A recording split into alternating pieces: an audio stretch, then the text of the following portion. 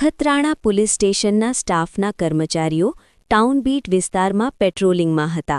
આ દરમિયાન ખાનગી રાહે સચોટ બાતમી મળી હતી કે મગન મીઠુ કોલી રહે કોલીવાસ નખત્રાણા નામનો શખ્સ આયશા મૂસા કોલીના રહેણાંક મકાનના ખુલ્લા આંગણામાં અન્ય ઇસમોને એકઠા કરી ધાણીપાસા વડે રૂપિયાની હારજીતનો જુગાર રમાડી રહ્યો છે.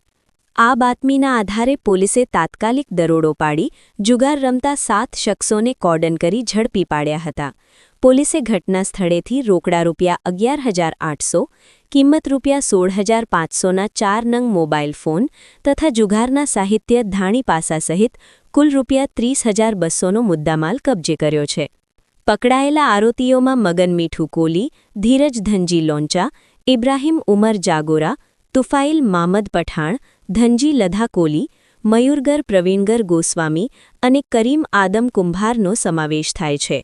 ઉલ્લેખનીય છે કે મુખ્ય આરોપી મગન કોલી અગાઉ પોલીસ પર હુમલો અને જાહેરનામા ભંગ જેવા 3 ગુનાઓમાં સંડોવાયેલ છે, જ્યારે આરોપી ધીરજ લોંચા પણ અગાઉ 2 વખત જુગારના ગુનામાં પકડાઈ ચૂક્યો છે.